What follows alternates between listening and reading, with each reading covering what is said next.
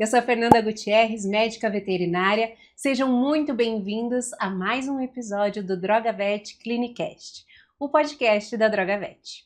E hoje a gente vai falar mais uma vez sobre serviço assistido por animais, só que hoje a gente vai falar em como se tornar um voluntário e também como fazer com que o pet vire também um animal de serviço. Quem participa hoje com a gente são dois voluntários da ONG Amigo Bicho, doutora Tami Gormans, médica veterinária e empresária, e o Tomás Spiegel, que é adestrador referência em adestramento positivo. Sejam muito bem-vindos, é um prazer ter vocês aqui com a gente, e eu queria que vocês começassem se apresentando, falando um pouco sobre vocês. Boa tarde, também é um prazer estar aqui com vocês. O convite de dividir o sofá com alguém que eu, no meu caminho, estudei e seguia e é uma honra para mim. Então isso, para a gente que trabalha com comportamento, com os animais, é muito legal.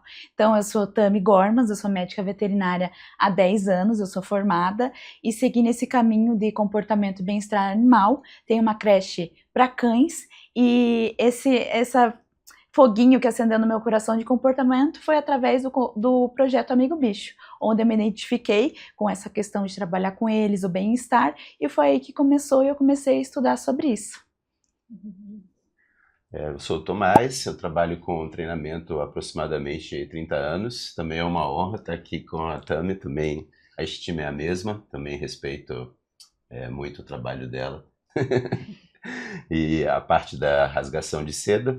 Eu trabalho com isso também de forma exclusiva, com reforço positivo há aproximadamente 16 anos. Então, ao longo desse tempo, a gente tem um histórico de um treinamento um pouco mais clássico, né? Mas conforme a gente foi evoluindo, estudando, já são aí 16 anos que eu trabalho focado no bem-estar, né? No comportamento, muito mais preocupado com o cão do que com as necessidades nossas, né? Muita gente que está nos assistindo, nos escutando, deve ter essa dúvida. Será que eu tenho um pet? Será que meu pet pode participar de um trabalho como esse? Como que funciona, assim, do aspecto clínico, comportamental? Como que eu posso fazer o meu animal virar um animal de serviço? Pois é, né? São tantas camadas que nós temos que estudar, analisar.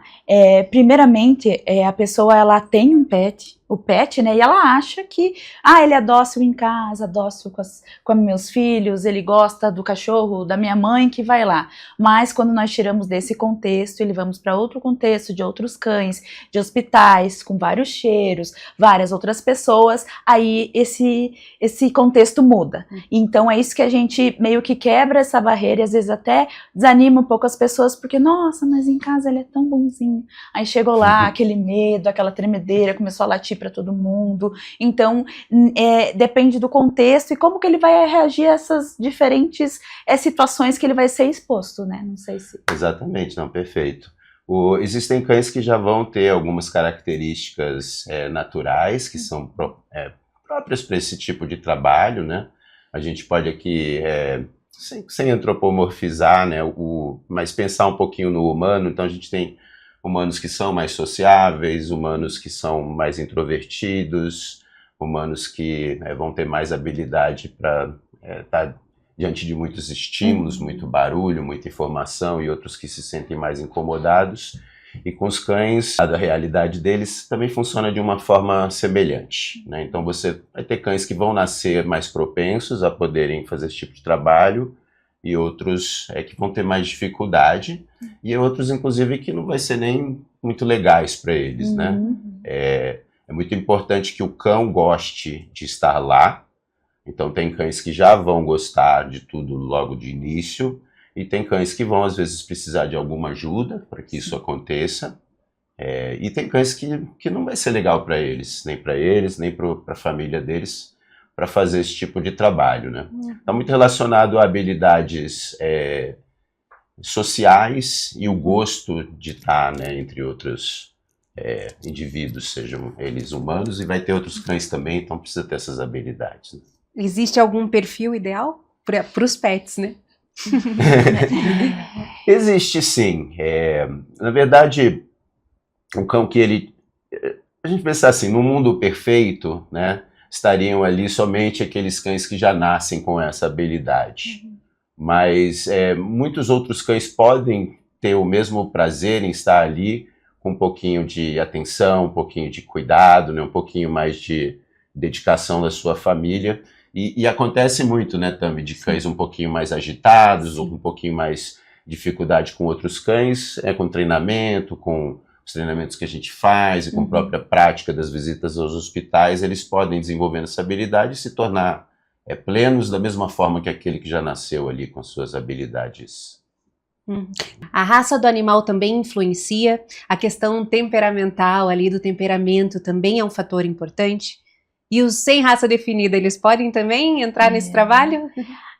A questão de raça, óbvio que tem raças que têm, né, depois se o Tomás quiser complementar, essa habilidade mais desenvolvida por questão genética e da sua evolução, que foram sendo criados e geneticamente modificados, foram criados para isso, desenvolvendo essas cruzas, né, tem raças sim, mas não é algo que é atestado, só porque eu tenho um vira-lata ele não vai ser bom, ou porque eu tenho um chihuahua, nós temos diversas raças lá e todo mundo desenvolve a sua habilidade de certa maneira e é capaz de cumprir o trabalho. Mas os sem raças definidas também é a mesma questão, não tem problema algum, né? Eu acho que o ponto aqui não é sobre raça, é o que a gente já falou no começo, é sobre personalidade, sobre ele desenvolver habilidade nesse contexto, é mais a questão que a gente trabalha, quando a gente trabalha com um adestramento positivo, você trabalha com os cães, você trabalha com comportamento, você analisa o cão como um ser único. Então não existe um igual ao outro, a personalidade difere, então quando a gente trabalha com cães a gente tem que entender isso, né? Não generalizar. Então, quando eu vou avaliar um cão, ver se ele está apto para aquilo, eu vou ver a personalidade dele, o que ele gosta, né? Como o Tomás já falou no início, como ele se sente confortável nesse ambiente. É essa questão, não é sobre raça. Eu analisar ele como um ser e um indivíduo único. Suas preferências, habilidades, vontades, gostos, né? Então, assim como nós somos seres únicos, temos nossas vontades, eu me dou mais, por exemplo, gosto de dançar, você gosta de comer, outro gosta de correr, e assim a gente se arruma na nossa sociedade, eles também. Eu acho que isso é muito importante, que nós trabalhamos com animais, como o Tomás diz, escolhemos colocá-los, e então, por isso, tanto respeito com o que eles fazem, como eles fazem. Exatamente. Perfeito, né? A personalidade ela vai ser formada aí basicamente, grosso modo, de 3 coisas, né? A genética ela fala bastante, mas aí podem ter traços genéticos, né, nos vira-latinhos também que trazem aquelas habilidades ali. Hoje a gente não fala mais em instinto, né? A gente fala que essas informações elas vêm ali no DNA mesmo, né? Então, tanto a seleção controlada quanto uma seleção natural podem gerar um cão propenso àquilo. Mas também vai entrar a gestação, né, como formação da personalidade, da mesma forma que acontece com os humanos, e depois as experiências ao longo ali da fase de socialização, e o que vem em seguida é que vão montar isso que nesse todo que a Tami está falando, né? Então você pode ter cães que de repente nasceram propensos àquilo, mas que não estimularam as habilidades e que não tem as habilidades necessárias, e um outro que talvez não tenha nascido tão pronto para isso, mas que tenha todo o caminho que levou ele até a personalidade adequada, né? Que seja legal para ele estar ali. E a gente está falando muito de cão, mas É verdade. tem outras espécies que também podem fazer esse serviço, esse trabalho? Gatos, porquinhos da Índia... Sim, nós temos no projeto Amigo Bicho, nós temos gatos, né? Eles também passam pelo processo da avaliação, ver como é que eles ficam, as visitas de teste, análise do comportamento deles, né? Então todo esse processo é feito com eles também, de forma específica para os gatos, avaliação no ambiente mais calmo, confortável, somente ele. Nas visitas, eles também ficam às vezes um pouco afastados, vão na sua caixinha, só tira na hora de entrar no quarto. Então tem todo um cuidado também, mas é possível que outros animais façam esse trabalho. Tem bastante, a gente vê animais em várias situações diferentes trazendo esses benefícios, né? E com outros animais a gente só não tem muito estudo em cima, né? Porque a relação do humano e do cão, com o cavalo até tem, mas em outro contexto, né? Isso. Mas a relação do humano e do cão, ela é mais extensa, assim, nesse sentido, nessa conexão, essa conexão inclusive de empatia, conexão emocional e algumas histórias que elas devem ter contado aqui, até assim, além da nossa compreensão do momento, né, que os animais trazem. Mas eu acho que, assim, os animais, eles, de maneira geral, eles não trazem um julgamento, né, eles não trazem expectativas, né, eles geralmente vão ser somente eles, então muitos animais podem, acredito eu, trazer benefícios, né, a pessoas que precisam de alguma espécie de apoio, né. E qualquer idade? Os pets podem ter qualquer idade ou tem alguma idade específica para começar, ou, enfim, para trabalhar mesmo? Eu acho que a nossa resposta vai se complementar aqui, né? Pode, no projeto, às vezes a pessoa conhece depois, conhece mais tarde, mas o ideal é que o cão comece mais cedo, você treinando, você desenvolvendo e descobrindo se ele tem essa habilidade, mas existem cães idosos, existem cães de idade adulta, filhotes, né? O filhote no projeto Amigo Bicho tem, você espera, você acha que só pode entrar com 1 ano, então tem um certo momento que você tem que esperar, e durante esse período realiza-se treinamento, pede que a pessoa, se ela tem um filhote, comprou para isso, pede-se que realize treinamento, faça todo o que é necessário para preparar ele para ir para esse ambiente, né? Na verdade, a idade ela é mais um limitador, eu acho, a questão de quantidade de pressão social que você vai colocar e a questão da imunização, né? Então, passa a imunização, existe também dentro dos cães de serviço cão de assistência ou cão de serviço, um período que é prévio ao trabalho, que é o período de educação e inclusão social, que todo cão precisa ter na sua infância, ali, no seu desenvolvimento, né? Independente dele fazer um trabalho no hospital ou não, mas, como ela também mencionou, se a pessoa tem a vontade de fazer isso, é muito interessante que ela faça esse trabalho de forma consciente, mais extensa, porque aí não só ela não está colocando energia numa coisa que de repente não vai dar muito certo, né? Mas também ela já aumenta as possibilidades desse cachorro ter facilidade de participar do trabalho e de ser tudo muito legal para ele. Tomás, e quanto às características comportamentais, quais são essenciais? Eu acho que as duas maiores, eu diria, a capacidade social, né, e tolerância a estímulos, né? Então, uma das coisas que a gente que eu mais atendo, qualquer comportamentalista mais atende hoje em dia, é a reatividade. E são cães que eles ficam, há muitas formas que isso pode ser manifestado, então a gente vê bastante cães latindo, puxando, mas tem cães que avançam, tem cães que choram bastante, tem muitas manifestações da reatividade, né?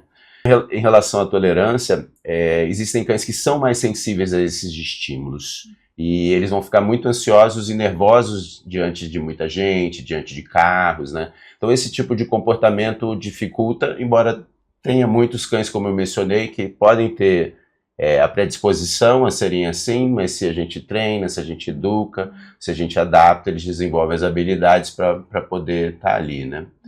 E eu acho que, assim, a única coisa que é mais limitadora, eu acho que é quando o cão já apresenta algum comportamento mais intenso, né? Às vezes tendendo para o lado agressivo, ou um nervosismo muito acima do aceitável, até mesmo para ele ter a habilidade de estar ali, né? Aí se a pessoa realmente sonha com isso, às vezes acontece, né? Como eu ajudo o projeto, dou treino também para o projeto, treinamento para o projeto, às vezes o tutor me procura com um cão com um determinado perfil que ela sonha em estar ali, ela se esforça, treina, mas não necessariamente ele vai estar ali no final de...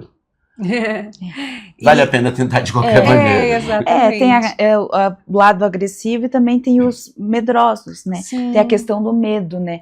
Tem uns que, era meu sonho, né? A última aconteceu e ela no canto, se tremendo, passa maca, passa cadeira, passa e gente falando, e a enfermeira, todo mundo lá em cima e tal, e aquele cachorro para aquele hiper estímulo, e ele não tá preparado para vivenciar aquilo, até na situação da avaliação, que são menos cães, a gente simula algumas situações de hospitais, mas não está naquele ambiente, né? Também temos que lembrar que tem o fator do olfato, do cheiro, que eles estão ali vivenciando milhões de cheiro que nós não conseguimos identificar, que para eles é um fator muito, muito importante, que ainda nós não temos essa capacidade. Muito, muito bem lembrado. Quando você treina um cão, até mesmo quando a gente fala no treinamento de cães de polícia, né? Mesmo que eles façam todo o teatro com as viaturas, com o uniforme, né? Com o batalhão todo ali voltado para uma operação, o cão não é a experiência real, né? Então o cão só vai ter essa experiência real, né? Como eu também falando, né? Os cheiros são todos diferentes, as emoções vão ser diferentes, né? Tudo que ele vai estar sentindo ali, eles são verdadeiras radares, né? Vão estar captando tudo ali. E então o que acontece bastante é que mesmo que você prepare um cão para o hospital e tudo, quando chega ali na hora é uma experiência diferente. E a gente percebe os cães mais experientes, né, aqueles que já foram várias vezes, né, que eles já sabem o que esperar, parecem até saber o que eles vão fazer ali dentro do mundo deles, né? Você repara essa experiência nos mais antigos, né? Tanto nos humanos quanto nos cachorros. É verdade. Eles trazem essa experiência, né? Em relação a se dar bem com outros animais, isso é fundamental também? Sim, com certeza. Sim, existem cães que não são tão, digamos assim, existem cães que são muito sociáveis e vão se dar bem com todos os cães. Existem alguns cães que não vão se dar bem com todos os cães, vão se dar bem com 90% dos cães. Não sei se eu posso colocar uma matemática assim, mas para exemplificar, né? Então, até esse, por exemplo, com 90%, ele pode tentar, né? Então, às vezes a gente tem ali, sei lá, um grupo de cães e você tem só 2 cães que não se dão muito bem entre eles. Aí você põe um num ponto da fila, o outro no outro ponto da fila. Separa. Exatamente. E tudo vai maravilhosamente bem, né? Então, existem, acho que uma das coisas que a Tami falou, né? O cachorro sempre é uma coisa muito única. Então, a gente tem, obviamente, diretrizes gerais, regras, né, que embasam nos embasam tanto de origem acadêmica quanto da questão da vivência nossa, mas a gente também tem esse olhar um pouco mais improvisador e de tentar, né? Porque a gente não sabe, você não sabe o que você consegue com um cão, a não ser que você tente aquilo, né? Então, existem, obviamente, certos comportamentos, né? Medo, agressão, uma reatividade elevada, que a gente vai pensar, poxa, é melhor esse cão ficar no sofazinho dele, entendeu? Que ele precisa de tarefas, ensina a sentar, dá enriquecimento ambiental, né? A pessoa pode doar o tempo dela de outra forma para a sociedade, né? Ou pode, no futuro, ter um outro cachorrinho e fazer isso. Tem muitas maneiras que a gente pode doar, né? Perfeito. Então, esses comportamentos, sim, eles são mais limitadores, né? Então, o medo, a agressividade, eles são fatores que a gente pode excluir o animal desse trabalho. Tem algum outro comportamento que acontece, que é melhor ele, como você disse, ele não fazer esse trabalho, enfim? Eu acho que é uma soma desses, tem uns que é soma, eu acho que a gente espera, se eu estiver errado, né, peço que o meu querido colega me corrija, a gente espera uma reatividade, uma agressividade, comportamentos mais exacerbados, e às vezes são coisas sutis, igual eu volto no medo, porque eu reparo, é coisa que eu vivencio muito, o medo, o estar ofegante, o salivar demais, o estar com aquela posição, né, agora vou comentar na linguagem deles, na linguagem como eles se comunicam, posição arqueada, tenso, você vê que ele está demonstrando, ou até mesmo não vou, sento, fico estático, fico parado, são comportamentos também que está me dizendo que ele está desconfortável. Eu acho que a gente saber que o nosso cão, que aquele cão está desconfortável, também é uma situação que é um alerta. Que a gente sempre está olhando esses cães, né? Além desses comportamentos que já são nítidos e diz na hora, sim, não. Por isso que existem as visitas de adaptação, eles fazem o período para até eles verem como é que eles vão reagir, se vai dar até certos ambientes, qual que é melhor para ele, qual que não é, e se nenhum desses é. Porque a gente precisa ver esses comportamentos, às vezes são sutis ou não. Maravilha. Eu acho que ela também colocou de uma forma mais simples, né? Tem mais a ver com o cão estar bem ali. E aí os comportamentos, eles são manifestações da ansiedade que o cão está ali por motivos diferentes, né? Então, o cão ele pode ter dificuldades com coisas diferentes da sociedade. E também ele está falando uma coisa muito importante, né? Que o brasileiro está aprendendo ainda, que é a linguagem dos cães. né? Os cães, hoje em dia, um adestrador aprende com veterinários, na verdade, né? Porque existe todo um estudo acadêmico, né? Toda uma parte que ela me diz como é que eu vou praticar o meu trabalho, né? E hoje, já há uma década aí, mas né, nos dias de hoje, o que nos mais importa é como esse cão está se expressando, né, e se ele está mostrando para a gente que ele está bem ou não. Então, às vezes a gente não gosta de falar em agressividade, porque não necessariamente aquele cão é agressivo, foi a forma que pegaram nele, foi o lugar que colocaram ele, foi... Então tem muita coisa relacionada a isso, né? Então acho que é bem isso, né? Ele precisa estar bem naquele local, e esse bem ele precisa ser avaliado por um profissional. Não adianta uma pessoa olhar para aquele cachorro e pensar, não, ele tá bem. Aí a gente brinca, né? Com o adestrador, você chega, o cachorro tá querendo arrancar a tua cabeça, a pessoa fala assim, não, só quer brincar. Né? Então, veterinário passa por isso também. E pegando esse gancho, então, da gente ver que o animal tá bem, eles precisam estar bem para esse tipo de serviço. Como que a gente enxerga isso? Como, né? Ele tá bem, ele pode fazer. Aí eu vou começar, daí depois o Tomás complementa, porque quando a gente faz um serviço voluntário, como ele falou, adorei o que ele falou, você pode doar seu tempo também de outra forma, porque é o seu tempo. Agora, quando eu coloco um ser vivo, que ele não quis, que ele não se inscreveu, que não foi ideia dele, acordei, eu quero ser voluntário do Projeto Amigo Bicho. Não, foi você que quis, foi escolha sua, né? Então, quando você envolve outra vida, que não é a escolha dele, acho que exige o máximo respeito de ver se tá bem, então a gente sempre tem a nossa frase, né, para fazer o bem, ele tem que estar bem, né? Porque eu não posso estar com o cachorro com medo, né? A própria demonstrando ali agressividade pode ser um sinal que ele está desconfortável, ele está tentando se comunicar dessa maneira. Então eu não posso expor esse animal nessa situação para dizer que eu estou fazendo bem, só que ele não está bem. Então são N fatores para ele estar bem, além do físico, do psicológico, o físico, né? Da questão mental, né? Ele como o mental, o físico também. E entra toda essa questão desse conjunto, né? Exatamente. É uma pergunta muito interessante, porque é muito importante para todo cachorreiro aprender a saber se um cachorro está bem, né? Está bem, né? A gente chama de sinais de apaziguamento ou sinais de calma. Sinais de apaziguamento é um nome melhor, porque é uma coisa que está em evolução, né? Então existem já sinais de estresse também, mas são basicamente movimentos que o cão faz com o seu corpo. Esses movimentos, muita gente conhece, virar de barriga para cima, chamar para brincar, arrepiar pelo, mostrar os dentes, abanar o rabo, mas existem muitas sutilezas. Então o cão está abanando o rabo, não necessariamente ele está bem, né? Se ele está abanando em relação ao rabo dele, que normalmente está aqui, mas está abanando aqui, tem outro significado. Ele pode estar preocupado, ele pode estar incerto. Então é muito importante que as pessoas, todos os cachorreiros, aprendam sobre isso e aprendam a respeitar esses sinais, né? Fugindo um pouquinho do nosso assunto, tem a famosa carinha de culpada do cachorro, né? Aquilo é um sinal de apaziguamento, né? O cachorro está dizendo pra gente, olha, para de brigar, eu não sei o que está errado, eu não sei o que está acontecendo, por favor, para. E a pessoa interpreta aquilo, né? Não, ele sabe que fez algo de errado.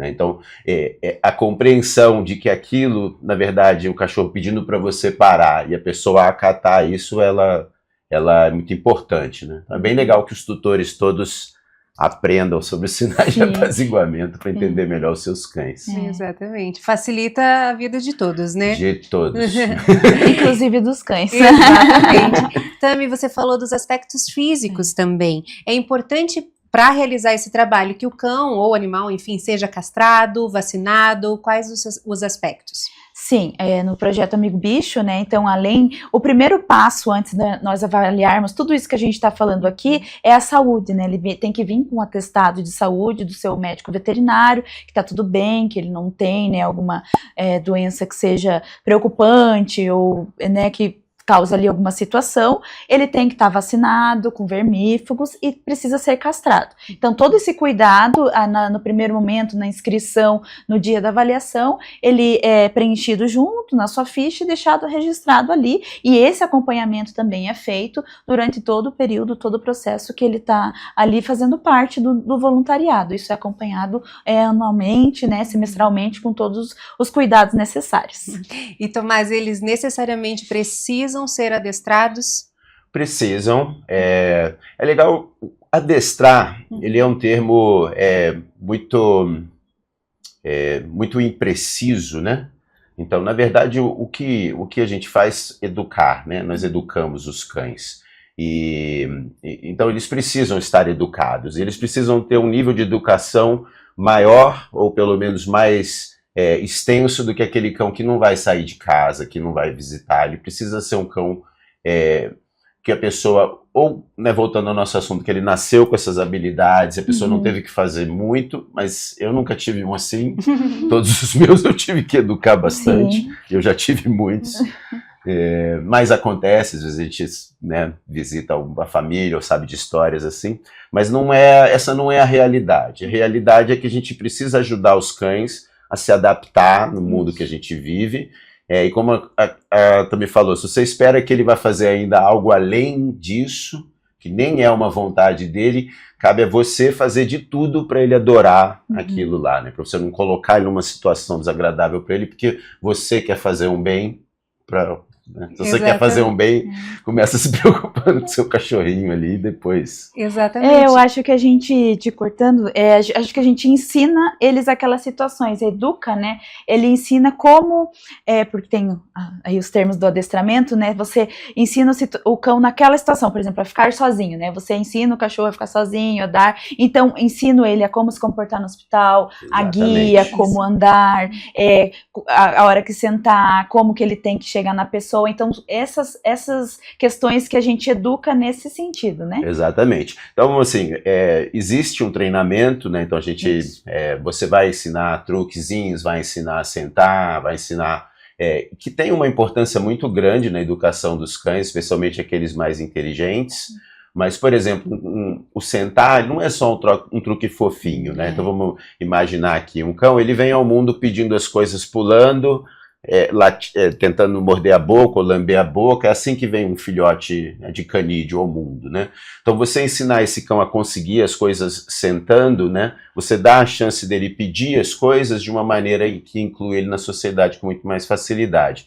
E é a mesma coisa quando a gente fala de um trabalho mais complexo, como é visitar hospitais, né? Então, vai entrar no treinamento desse cão algumas coisas mais básicas ou simples, como um senta, mas também vai precisar de treinamentos, às vezes, mais extensos e complexos em relação a lidar com estímulos, com outros cães, né, a ir até o hospital. Às vezes, até o cão pode ter uma dificuldade de andar de carro e eu quero botar ele no carro para levar lá, então vou ter que treinar. Então, existe, novamente, sempre personalizado, né, como ela colocou, mas existe esse cuidado em você preparar aquele indivíduo para fazer uma tarefa, né?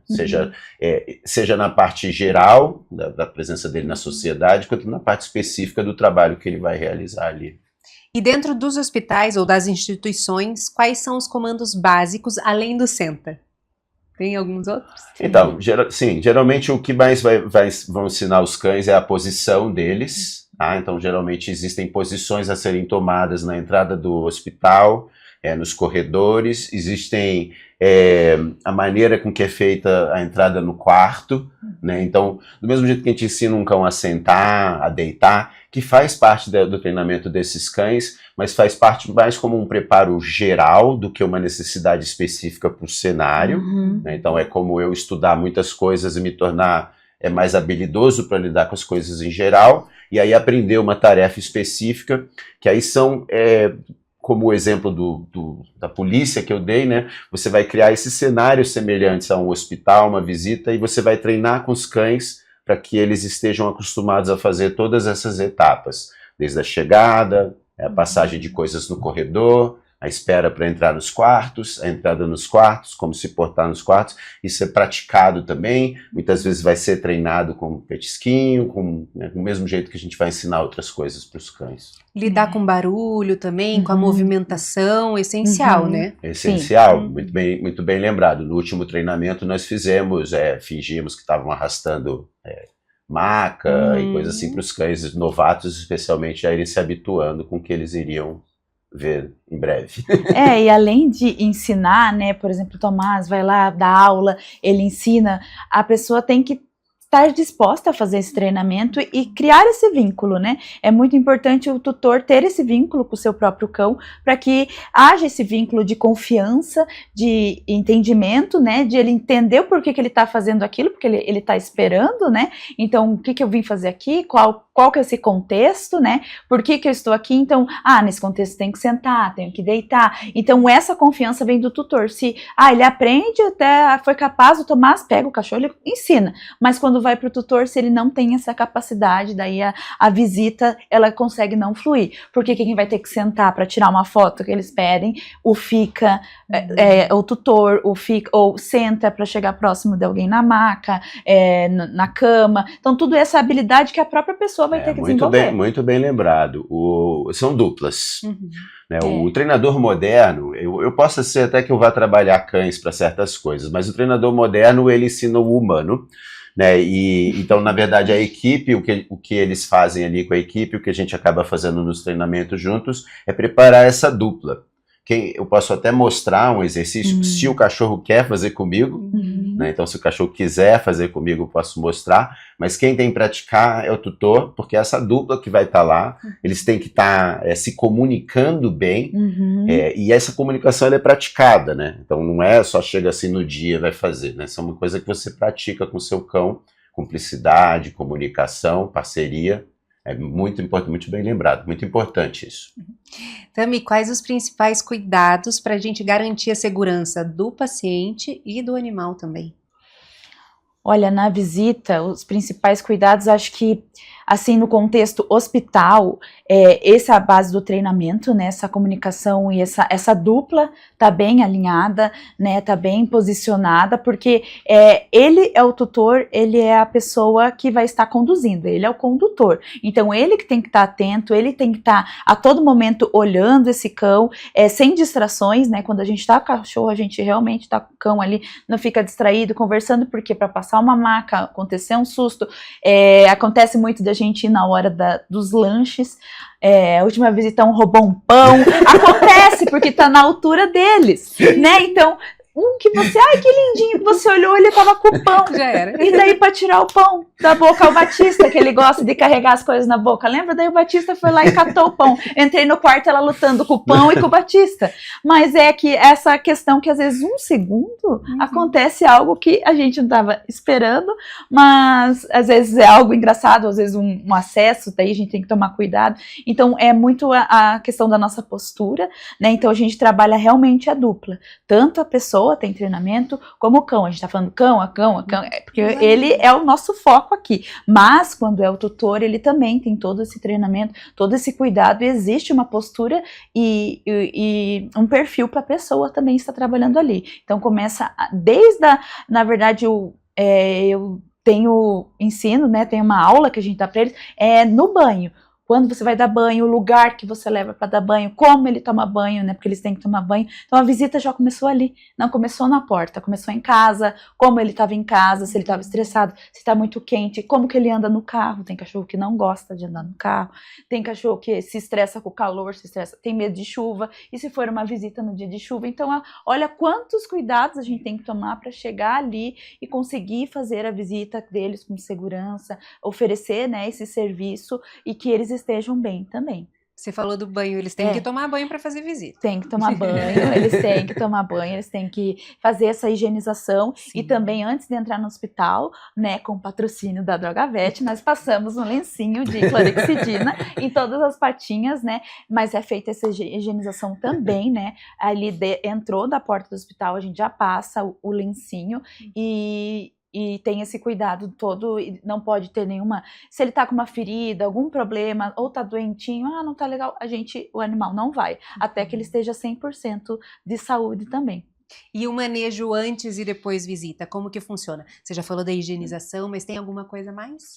O manejo antes, a gente sempre indica cuidado no banho, né? Às vezes, se for no mesmo dia, tomar de manhã, deixar ficar em casa, dar um descanso, comer para daí dar uma descansada para ir à tarde, né? Eu, particularmente, eu acho muito um dia banho, né? Principalmente Golden, são muito grandes, demora para secar, o banho, o estresse, às vezes o pet shop, daí ir para visita. Então, normalmente o cão vai um dia antes, fica em casa, né? E no dia seguinte vai para visita. Então, esse cuidado de não haver estresse, dele estar confortável, dele ir bem alimentado, sem calor, sem medo, né? Ir no carro confortável, todos usam cinto de segurança, né? Tem todas as orientações, chega lá na frente, veste o uniformezinho, a guia anti-puxão ou peitoral em H, né? Não usamos coleiras de pescoço ou conhecidos enforcadores, guia única, né? O que seja. E pós-visita, o cuidado, eu sempre falo para fazer algo que ele goste. A gente fala para pisar na grama, para se chegar em casa jogar uma bolinha. Já fizemos um curso de massagem para eles. Ensinamos massagem, então é realmente um momento para eles, né? Tira... Se vai com roupinha, vai com alguma fantasia, algo assim, até a própria bandana, tira, deixa ele descansar, deixa ele relaxar. Tem gente que já leva a bolinha no carro, já dá uma jogada na grama, mas é o momento para ele relaxar e não ter outras atividades depois. Ele vai para casa, realmente vai descansar, né? Porque em períodos de calor também eles gastam muito mais energia, é bem mais desgastante. Então, eu acho que esses cuidados, não sei se o Tomás quer acrescentar alguma coisa. Eu só estava pensando uma coisa, quando você estava falando assim, uma coisa muito interessante é a relação que essas pessoas têm com seus cães, né? Então ali, pode às vezes você ter um cão realmente que não tem tanta facilidade de lidar, uma coisa assim, mas todos ali são muito dedicados aos seus cães e você vê que há uma prioridade do que é melhor para o cão, mesmo que às vezes a pessoa, não, eu quero muito ir no hospital, uma coisa assim, isso é uma coisa que chama bastante atenção, né? São todos ali cães como filhos cães, né? E não como uma propriedade, uma coisa assim, é bem... Curitiba é bastante evoluído nesse sentido, né? A gente aqui tem coisas parecidas com poucos países no mundo. Por exemplo, a gente vai ter agora a proibição da coleira de choque, enforcador. Isso aí tem meia dúzia de países que já proibiram. Então, é muito avançado. E a gente vê isso nos tutores também, né? Então, eu atendo muitos lares e o cuidado, especialmente para mim, que trabalho com isso há muito tempo, e vi uma mudança daqueles cães mais no quintal, assim, para como eles hoje são, né? Chama bastante atenção. E no projeto eu diria que é mais um grau mais elevado, né, dessa dedicação, desse cuidado, né, do zelo para o bicho, mesmo que às vezes a pessoa não tenha informação técnica. O desejo do bem ali, ele que está sendo estendido aos humanos, você vê que ele tem uma origem ali, ou pelo menos uma coisa em comum, né? E durante as visitas, a gente consegue identificar algum ponto ali de estresse no animal, de cansaço extremo? O tempo todo, né? Eu acho que o Tomás ali falou, eu vou recomunicar isso, que as pessoas têm que entender sobre a linguagem canina, né? Eu estou aqui formando frases e as pessoas estão entendendo, porque a gente fala, né? Os cães não falam, eles emitem esses sinais comportamentais, os sinais de calma. Então, a todo momento, você está observando e eles estão emitindo esses sinais. Então, é uma leitura, uma frase. E quanto mais você lê, mais você assiste isso, mais afinado você fica, né? Então, por isso que a gente ensina tanto isso, né? Temos aula sobre isso no projeto também. Ensinamos, explicamos, demonstramos os sinais para eles que eles possam ficar atentos. E durante a visita, se o cachorro apresentar um desses sinais, seja de desconforto, nervosismo, medo, raiva, eles imediatamente se retiram da situação e né? Hoje não tá legal, daí vai embora e todo mundo e segue ali, né? Exatamente. Tem bastante a ver com isso, a preocupação com o bichinho, né? Em primeiro lugar, para que você possa realmente fazer o bem para os outros, tem que estar todo mundo bem ali, né?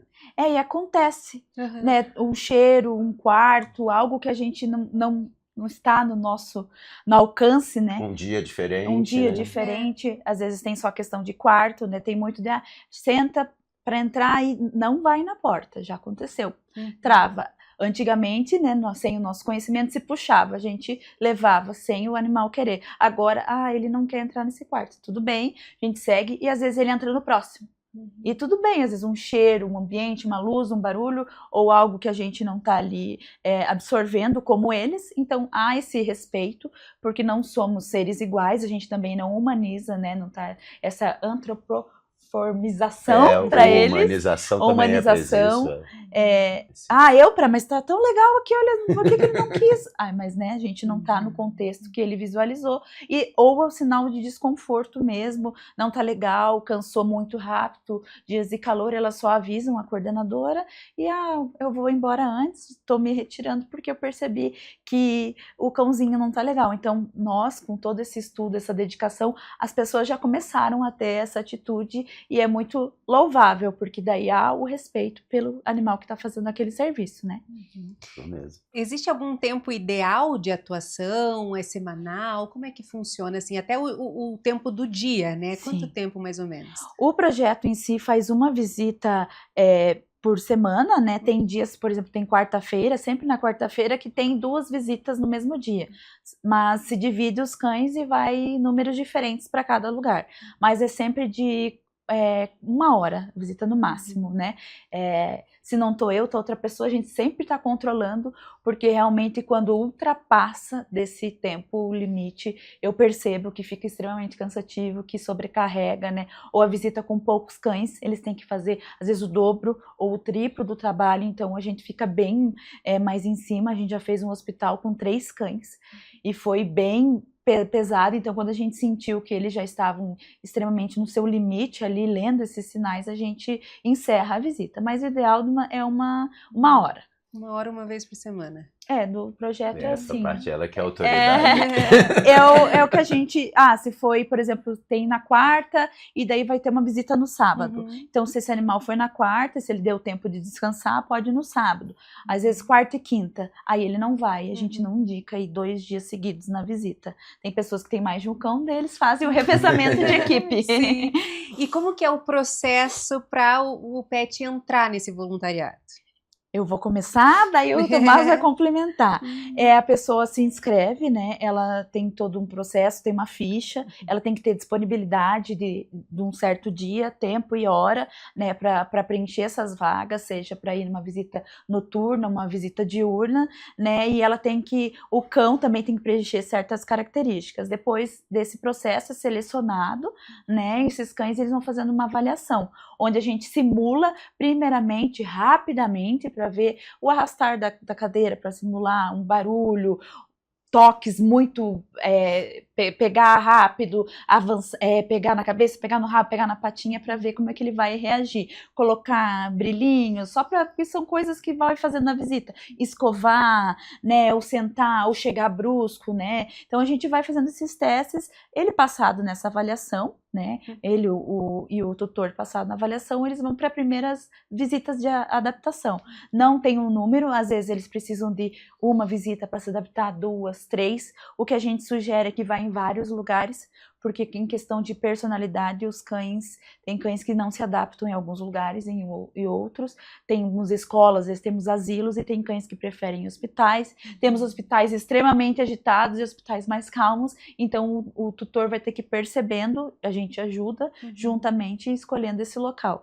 Aí fazendo essa adaptação, depois de algumas visitas, eles são aprovados. Até esse momento eles não são aprovados, a gente não cria uma expectativa, porque a gente não sabe como é que o cachorro vai reagir, depois dá o doce e depois tira, né? Então a gente tem todo esse processo que eles passam, e depois dessas visitas eles estão aptos, né? Mas também é o processo que eu esqueci ali, durante essas visitas de testes, né? Eles fazem aulas também, onde a Letícia, ela dá toda a questão de nomenclatura, toda a questão do nosso posicionamento, o que é o serviço, né? O que é o projeto Amigo Bicho, as zoonoses, eu dou toda a aula de bem-estar, o que é bem-estar animal, a linguagem, como se portar na visita, o antes, o depois, e daí a gente vai para o Tomás, que dá toda a área de treinamento, né? Então são várias etapas. É bem interessante isso, né? Você não tem como fazer uma avaliação imediata, né? Então você faz a primeira fase para ver se o cão tem ali o mínimo necessário para poder participar, mas esse cão ele fica em avaliação durante um tempo e pode ser que em um momento da vida dele ele também passe a não gostar mais por motivo A, B ou C, né? E também é importante que se perceba isso, né? Mas não é algo simples, é bem complexo, porque vai desde a escolha da personalidade certa, isso envolve o esforço da família para conseguir isso, né? Como eu falei, a sorte, né? Mas não é bem assim que funciona, né? Depois disso, ela precisa ainda lá ver se o cão consegue lidar com uma situação um pouco mais... um pouco diferente do que está acostumado, e aí vai para a situação real para ver como ele lida na situação real. E assim para todo cão de serviço, né? Então, se a gente pudesse, sei lá, só os cães com habilidade específica para fazer as coisas, você teria muito poucos, né? Então, a maioria deles vem desse preparo, desde a seleção, o treinamento, esse treinamento, educação, o adestramento, ele envolve a parte de todos os cães, então, treinamento higiênico, sociabilização, uma série de coisas diferentes, e ainda vai aí para uma coisa um pouco mais intensa ou até mesmo invasiva em certas coisas, né? E aí quando vai fazer o trabalho ainda é avaliado ao longo do trabalho, para se formar um tempo depois. E é uma conquista, perdão. Sim. Não, imagina, é uma conquista. São várias etapas, né? E uma complementa a outra, e como o Tomás disse, é avaliado o tempo inteiro, né? Avaliado, que eu digo, é percebido, esse animal tá bem, tem cães que são idosos, que daí chega um momento que a gente tem que aposentar, então tem todo esse cuidado de, não é porque passou que, não, a gente tem todo o cuidado em toda a visita, há treinamento constante, há aulas constantemente, então a gente tem todo esse cuidado para que permaneça essa boa conduta, esse bem-estar para todos ali que estão, né, no serviço. E enquanto está durando esse processo de avaliação, enfim, você tem alguma dica, Tomás, para os responsáveis aí dos pets, o que eles podem treinar, os animais? Então, acho que o mais importante, eu diria assim, para escolher uma dica, não briguem com seus cães. Né? Muitas vezes a gente ainda tem muito o intuito de pressionar os cães ou de tentar fazer comportamentos deles pararem. E eu falo isso porque não só para o trabalho específico, mas para a vida geral do cão, se ele tiver uma confiança, uma cumplicidade, se ele tiver uma segurança de que ele não tem riscos dos comportamentos dele, ele vai trabalhar, vai fazer as coisas com muito mais felicidade, né? Assim, não precisam se sentir julgados, né? Então, assim, não é uma coisa assim, se você briga, não é isso. Mas é muito interessante a gente entender que os cães não são obrigados a terem os comportamentos que a gente deseja deles, né? Então essa é a dica mais importante. Se eu preciso que o meu cão faça alguma coisa, eu preciso descobrir o que eu preciso fazer para conseguir fazer o meu cão gostar de fazer aquilo. Seja sentar, seja uma visita ao hospital, né? E todas as outras coisas que a gente quer dar para os nossos cãezinhos. E falando do responsável agora, eles também precisam de um preparo? Com certeza, eu acho que mais. Muito mais, né? Eu acho que mais, né? Quando a gente brinca, né? Adestra 90% tutor e 10% cachorro. É mais ou menos isso. Às vezes a situação inversa, o cão tá super preparado, já aconteceu ter casos de pessoas não ter o perfil. Existe tem um perfil, né? Tem que ter um perfil, tem que ser uma pessoa mais calma, tem que ser mais equilibrada. Você tem que não sei a palavra, mas noção, não é que você tem que ter noção, mas você passa por situações no hospital que você exige, você não pode ser invasivo, né, expansivo, o que você tem, o que aconteceu, por que você está aqui? Não pode, né, você tem que sempre entrar com muito respeito, sempre ser mais calado do que falante, tem que ter uma certa postura, porque você representa um projeto, além disso você representa ali tua dupla, né, tem alguém que está ali dependendo de você ir para o trabalho fluir. Então, acho que essa questão a gente avalia também na própria avaliação, né, do cão ali, porque já houve situações de não saber conduzir o cachorro, não, mas daí não sabe andar na guia, o cachorro não faz um senta, a gente avalia isso também na avaliação, eu esqueci de comentar, se o tutor sabe dar comandos, se ele consegue fazer esses comandos com esses cães, e se são pontos que ele não vai dando check, já fica mais difícil, né, para essa questão da avaliação. Se o cão ali, passou, a gente faz a visita teste, faz o treino e alguma situação ele vai ficando com dificuldade, realmente não tem como. Então existe esse perfil, eu acho que começa com a pessoa, né, de pensar... Eu tava falando até esses dias, tudo que envolve cachorro é bonitinho, né? O pessoal parece que não quer levar a sério no sentido, vamos só lá levar para visitar, é tão lindo levar cachorro no hospital. Mas e a seriedade, a responsabilidade que envolve por trás de tudo isso, né? Então, sim, com muito orgulho, nós somos voluntários, mas voluntários conscientes, nós também, não é porque eu estou prestando um voluntariado que eu vou lá e faço do jeito que eu quero e que tem que fazer. Não, o voluntariado a gente leva com muito respeito, assim como eu expliquei que vai o cão, né, ele tá lá porque eu quis que ele estivesse lá.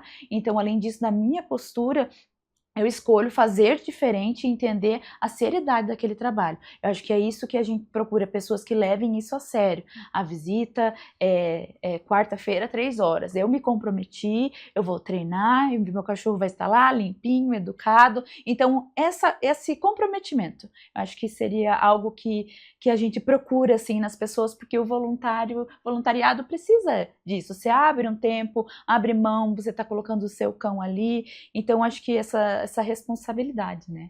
Maravilha, acho que o comprometimento para qualquer tutor, para qualquer cachorreiro é a chave, né? Não tem nada mágico que acontece, né? E novamente, isso aí não é um trabalho, não é algo fácil para o humano, é uma tarefa, assim, como coloquei, complexa, envolve muitas coisas, né? Eu acho que já há uma espécie de seleção do humano que vai para lá pelo que ele escolheu fazer, né? Então a gente já há uma diferenciação assim, né?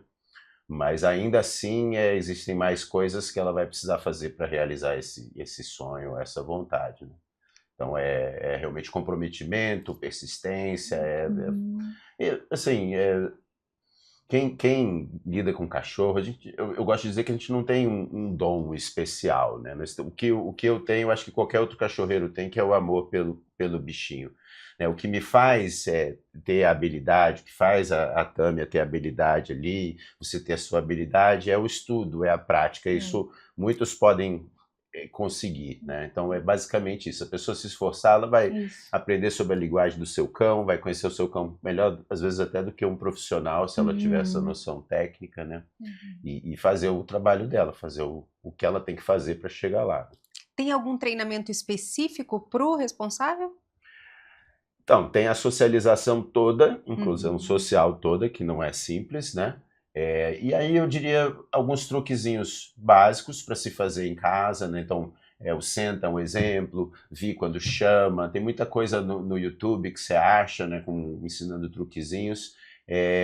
Então, além da parte toda de educação básica, é legal ter essas coisas extras para você ter uma conexão maior com o seu cachorro e você ter uma facilidade de fazer aquilo que se pede, né? Quanto mais complexa uma tarefa que a gente faz com os nossos cães, mais importante é essa ligação, né? Então, e não é diferente visitar um hospital. E essa ligação, ela não é conseguida só dando amor. É importante dar o amor, é importante fazer o carinho, né? Mas muitos cães, eles vão ter essa característica de uma vontade de fazer algo para sobreviver, né? Que hoje não acontece mais no mundo selvagem, acontece na nossa casa, né? Então, eles se sentem importantes se eles fazem algo por um petisco, por um brinquedo, por um carinho, por um sorriso, né? Então, é legal que o tutor já faça isso com o seu cão, especialmente se ele quer fazer algum trabalho um pouco mais complexo, ele já vem com essa ponte criada, né? E aí qualquer truquezinho preenche isso, né? Porque a obesidade, o objetivo é você ter uma melhor comunicação, cumplicidade, cooperação, coisas que podem ser praticadas em casa mesmo, na sala de casa. E o treinamento em si do projeto ali são aulas, né, que eu expliquei que se dá sobre o projeto em si, as nomenclaturas, o que é o nosso serviço, o que a gente faz lá, como que se porta, o que é necessário, sobre zoonoses, né, se for questionado, mas esse animal não está aqui para passar doença, então tudo isso a gente ensina para eles, né, com médicos veterinários, a questão do comportamento, da comunicação. Então, eles têm aulas nesse processo ali, eles também vão sendo informados, educados, vão passando por esse processo. Então, o projeto Amigo Bicho, hoje em dia, oferece toda essa capacitação, né, para os tutores, a fim de também ter depois o treinamento, onde se ensina, se instrui, se ensina, até mesmo, como eu falei, às vezes o tutor tem, ali eles passaram, precisa saber se portar, a segurar a guia, a criar um vínculo. Nossa, eu quero, como que eu posso ensinar isso? Como que eu posso melhorar esse vínculo? Por quê? Porque a pessoa ela tem vontade, ela está comprometida. Então, quando ela está comprometida, qualquer coisa que você propõe para ela fazer, ela vai conseguir. E uma vez também, lá dentro, também vai continuar treinando. Sim, então, com existem certeza. treinamentos recorrentes, Sim. né? A gente está sempre melhorando, sempre evoluindo. Sim. Mas o legal é que também as pessoas todas lá estão lá para isso também, né? Então, é muito legal quando tem essas reuniões, assim, é bem interessante. Você falou do perfil, né, do responsável. Sim. O comportamento dele durante a visita também influencia diretamente no comportamento do pet, né? Sim, com certeza. E isso, numa dessas aulas que eu comentei, é ensinado pela Letícia. Depois eu falo de novo, porque a Letícia fala a pessoa como ela e eu falo da dupla, né? Então, essa a minha postura, né? O respeito por eu estar lá, o comprometimento, saber a importância, né? O nome.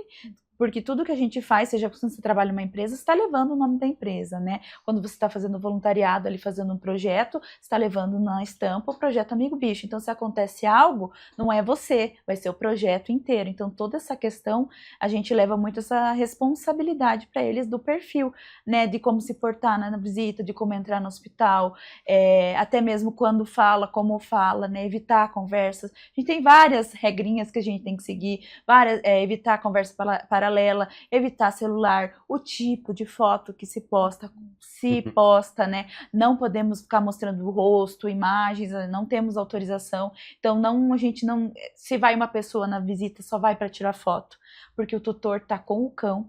Né? Lembra que eu falei que a atenção é para o cão, porque você vai fazer uma foto ali, você já se distrai. Então são todas essas características que a pessoa precisa ter e constantemente ela está sendo avaliada também, né, para a questão dali do bem-estar do grupo como um todo, né? Sim.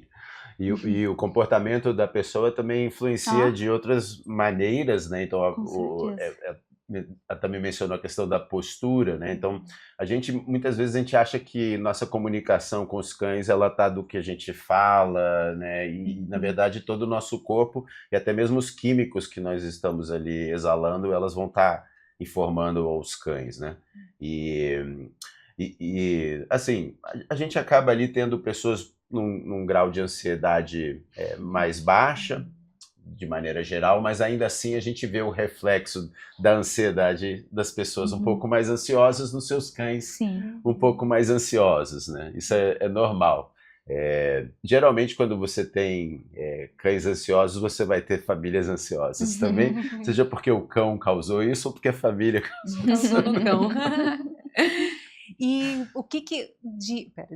E qual conselho vocês dariam para essas pessoas que têm esse sonho de levar os seus animais a esse tipo de trabalho, ajudar as pessoas? Eu acho que primeiro tudo que a gente falou aqui é uma autoanálise, né? você vê se você se encaixa, você vê se é nisso. Eu, como trabalho com cães também, bastante com tutores, eu gosto sempre de trazer, não humanizar, mas trazer os cães numa situação que seja eu no dia a dia, para explicar para a pessoa, para ver se era isso que ela se encaixa. Questão, eu sou sociável, vou na festa, vou dançar, vou ser a última a ir embora, vou comer, vou... super sociável, aí pode ser outra pessoa que não, mas ela vai gostar de estar ali também, só que ela vai sentar, ela vai ficar comendo, ela vai olhar todo mundo, não vai falar com todo mundo, mas ela vai estar feliz de estar ali. Daí tem o outro que está no canto, que quer ir embora, que está emburrado. Então eu sempre trago essa situação, a pessoa se colocar na situação do cão, né, e conhecer o seu cão. Acho que a dica, eu quero muito, né, eu amo fazer voluntariado, quero fazer parte, né, quero conhecer mais esse mundo. Então primeiro conhecer o seu cão, né, se conhecer, saber se você tem a disponibilidade, o tempo, né, a responsabilidade de fazer isso, ouvindo tudo o que a gente falou aqui, se isso se encaixa, né, na sua vida, naquilo que você acredita, porque além de tudo é um propósito, você fazer trabalho voluntário, você sair da sua casa, e me emociona, porque é alma, você trabalha com alma, os cães eles estão ali porque... tudo é muita energia, muito amor, a gente dedica muita coisa. Então você tem que ser apaixonado por aquilo, mas não é só amor, como o Tomás diz, é respeito, você tem que querer sempre estudar. Então a dica é realmente, será que isso se encaixa na minha vida, na vida do meu cão? Será que vai fazer bem para ele? Para mim, né, em segundo lugar, primeiro para ele.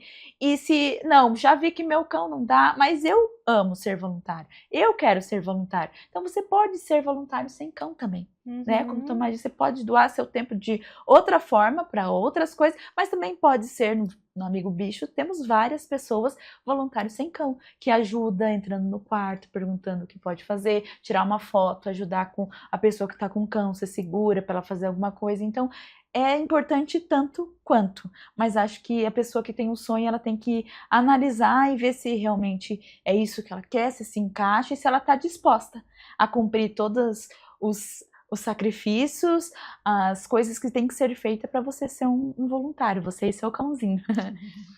Excelente, né? Porque nós estamos conversando bastante sobre todas as nuances, né? Todos os elementos que envolvem. Então tem muita coisa para se pensar, né? E eu também gosto muito desse jeito que a Tami está falando, de botar a gente no lugar dos cães, né? Existe uma fronteira, né, no que diz respeito a humanizar o bichinho, né? Mas a gente não tem parâmetro melhor para entender sociedade ou relação social do que nós mesmos, para entender as emoções do que as nossas próprias, né? Então, eu não posso afirmar que realmente a raiva de um cão, o que ele sente é exatamente a mesma coisa que eu, mas cientificamente tudo indica que sim, e eu não tenho por que achar que não. É mais fácil eu entender aquilo se eu achar que é parecido, né, do que eu partir do ponto que é diferente. Né? Tem um grande adestrador, uma referência para mim, que ele falava, hoje a gente tem menos experiências em animais, né? Mas ele falava uma coisa que tem um pouco a ver com isso assim. Por que a gente pode fazer experiências animais, né, em animais? Porque eles são parecidos conosco. Não, perdão. Por que a gente deve fazer experiências animais? Porque eles são parecidos conosco. Porque a gente pode, porque eles são diferentes de nós. Então, quando você vai fazer esses estudos, né, você parte do princípio que eles são iguais. Né? Então, é na hora de explorar ou de abusar, né, é que se faz diferente. Então, eu acho nessa parte emocional, nessa parte familiar, nessa parte social, nessa parte do indivíduo, né, eu acho que a gente pensar ou do que é bom e é ruim, é muito mais fácil você pensar em você mesmo. O adestrador famoso lá pegou uma garrafinha de água para borrifar na cara do cachorro. Pense em você mesmo. Você quer que dê uma borrifada de água no seu rosto para você aprender alguma coisa? Quer que cutuquem sua costela? Quer que falem bravo com você? Quer que te vire de barriga para cima? Né? Então, se você se colocar no lugar, você não necessariamente está humanizando, antropomorfizando, mas te dá uma referência melhor, né, do que você está fazendo com aquele indivíduo. Afinal de contas, eles têm emoções, sim, são sencientes, têm consciência de muitas coisas, né? Então a gente precisa pensar muito neles. E aí, diante de tudo isso, aí procura amigo bicho, se você quiser. Essa é outra dica que eu tenho pra Eu dar. sempre falo, os cães são seres sencientes, né? Sentem, possuem emoções, né? Até na mesma área do cérebro que a gente, as suas emoções primárias, né? Igualzinho a gente, só que eles não são lógicos, né? Os seres pensantes somos nós. Então nós temos que tomar essa atitude e pensar por ele. E se eu sou o ser pensante aqui nessa situação, se meu cão está desconfortável, se eu quero pôr ela aqui, então eu sou o ser pensante, eu vou tomar o cuidado com o meu cachorro. Quando você, eu falo que é abrir uma visão, tirar o tapa-olho, quando você começa comportamento, linguagem canina, bem-estar, quando você começa a ir para esse outro lado, a tua visão muda de muitas e muitas e muitas e muitas coisas. Você não coloca teu cão mais em certas situações, você não se coloca em certas situações, você escolhe onde estar com o seu cachorro, como estar com o seu cachorro, onde colocar seu cachorro. Então, acho que isso muda a vida e a percepção da pessoa e do cão, né? Perfeito. Exatamente. Pessoal, a gente está chegando ao fim de mais um Clinicast. E ter momentos com os nossos pets é sempre incrível, mas imagina poder realizar um trabalho voluntário junto com ele. Mais incrível ainda, né? Eu espero que a gente possa ter ajudado vocês a conhecer um pouco mais sobre o serviço assistido por animais. E espero que vocês tenham gostado de todos dos nossos 2 episódios que a gente falou sobre isso. Inclusive, se você não assistiu o outro episódio, procure aqui no nosso canal, que com certeza ele vai estar aqui. Curta, compartilhe, espalhe essa mensagem desse trabalho tão lindo. Tami, Tomás, muito obrigada. Foi uma conversa muito esclarecedora, muito gostosa e parabéns pelo voluntariado de vocês e por esse trabalho tão incrível. Obrigado pelo convite. Obrigado vocês pelo convite, pela oportunidade e pra gente poder divulgar e conversar mais sobre esse assunto que é tão maravilhoso. E vocês não percam os próximos episódios do DrogaVet Clinicast. A gente se vê por lá. Tchau, tchau.